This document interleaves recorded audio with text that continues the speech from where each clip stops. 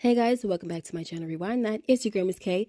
If this is your first time coming across my channel, welcome. Please be sure to subscribe if you like the vibe and hit the notification bell so you know when I upload more videos like this one. Alright guys, today we are going over season 3 of The Wire, episode 3, called Dead Soldiers, okay? This is the rewatch / recap. Alright guys, and the quote of this episode is, "The gods will not save you," said by Burrell.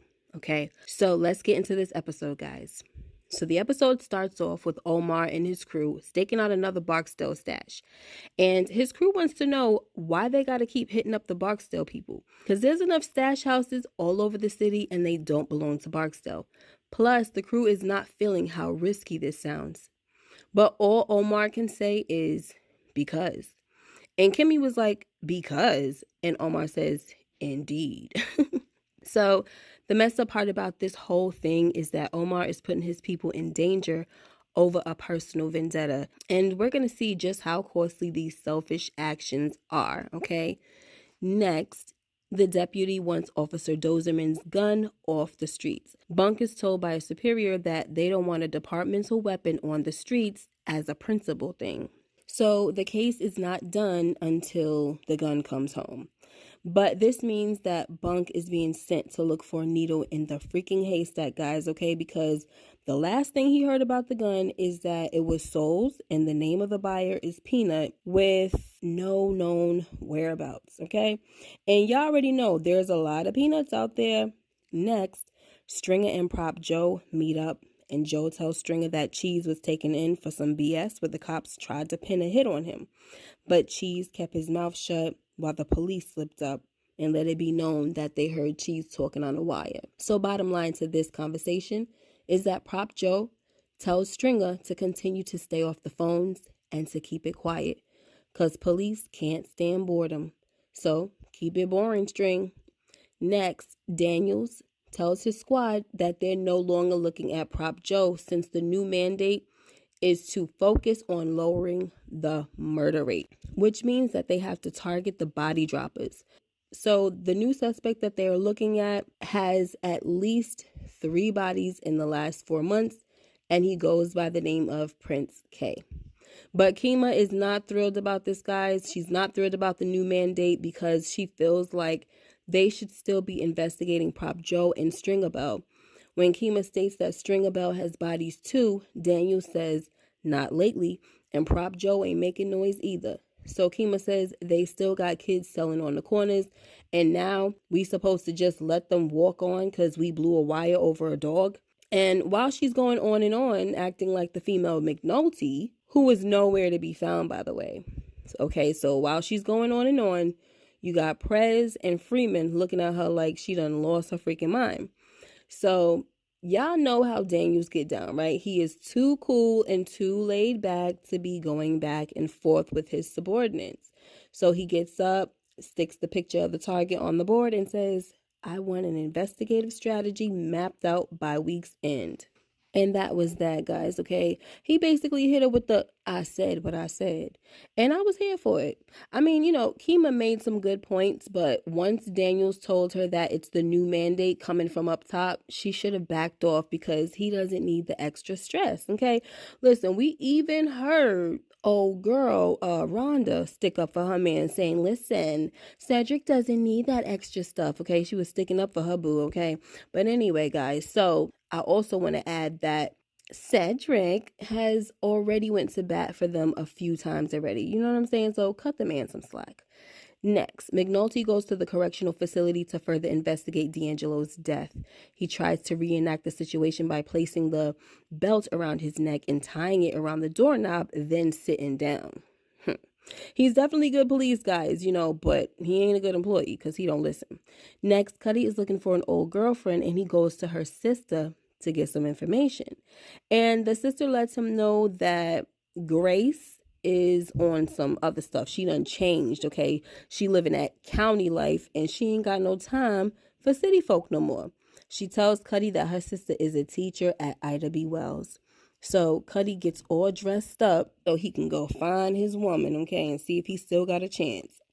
And so when he shows up, he lets her know that he's out the game and he's looking for work. So she tells Cuddy that she could hook him up with someone who may be able to help. But that's about it, honey, because she don't want him. He was like, it's hard looking at you, you know what I'm saying? She was like, then don't look. I was like, ooh. Ouchie. All right. Next, Omar and his crew are up to their regular shenanigans, which is robbing the Barksdale stash houses. This time, Omar used Tasha to act like a worried mother looking for her child as a way to distract the dude at the door.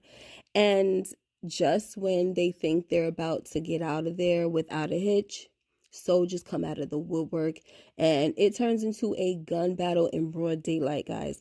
Unfortunately, Tasha is shot dead as Omar and his crew try to get away.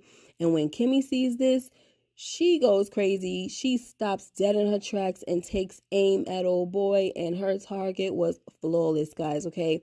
But sadly, they had to leave Tasha dead in the middle of the street because the gunfire would not stop, okay? Next, or because of Carcetti stirring up some mess with the city's budget, the mayor now wants Burrell to take the hit and act as the person responsible for the academy class being delayed. He tells Burrell to make a statement pertaining to lack of recruits or problems in Burrell's personal division.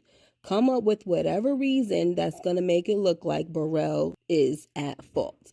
But Burrell is definitely not feeling this because he was directed to delay the academy class in the first place. And now he has to take one for the team. So it's definitely not right. Pretty messed up, okay? And with this kind of treatment, I definitely would not be surprised if Burrell eventually backdoors the mayor, okay? Like Carcetti wants him to. But later on, we also hear Odell telling the mayor that he should fire Burrell and get some new blood. So we shall see how that goes with both parties, okay? Next, Burrell shows up to another ComStat hearing, which is pretty redundant at this point, guys, you know, but this time Bunny is the one on the chopping block or the hot seat, whatever you want to call it, right? After Rawl chews him out, Burrell joins in, and, you know, I guess it's because Bunny seemed unfazed by what Rawls had to say. So Burrell tells Bunny that he doesn't care how many years he's had on the job. If the felony rate doesn't fall, he most definitely will. And that's when we get our quote of the episode by Burrell, which says, the gods will not save you. Next, Marlo wants to see Fruit because his numbers are way down. So Fruit tells Marlo that Barksdale's people are in the way. So Marlo was like, well, you need to do something about it. Take some of your boys with you and get to work. So later on, we see Fruit and his boys roll up on some Barksdale boys with some bats, and they put a hurting on them boys. Next, Slim explains the shootout with Omar to Stringer. So after hearing all he needs to hear, Stringer barks on his crew and tells them that they are giving him way too many 40-degree days, okay? Don't nobody remember a 40-degree day, okay? Then he tells them that they're going to cover Tasha's funeral and be all over it, and the minute Omar shows up, he's getting dealt with. Meanwhile, Donette keeps calling, and String tells his boy that he ain't accepting her calls. Next, Bunk tells Officer Chubbs, a.k.a. Jay, that he has a new murder case, and this is all about Tasha, right, and the situation that happened earlier. But Jay doesn't want to hear it because he says that Rawls is up his behind about Dozerman's gun. So forget about this murder and focus on finding that gun, okay? I would like to unclench my butt cheeks, okay? Poor Bunk, guys, you know, he's on a mission that's practically impossible, you know what I'm saying? And to imagine that they want him to stop doing real police work to find a gun. Like, it's really unreal, you know what I'm saying?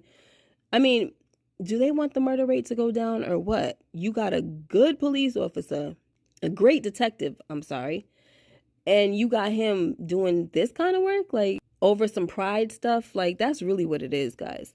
Anyway, next, Omar is pretty hurt about what happened to Tasha, and he goes to apologize to Kimmy and his lover boy. He tells them that it was his fault, you know?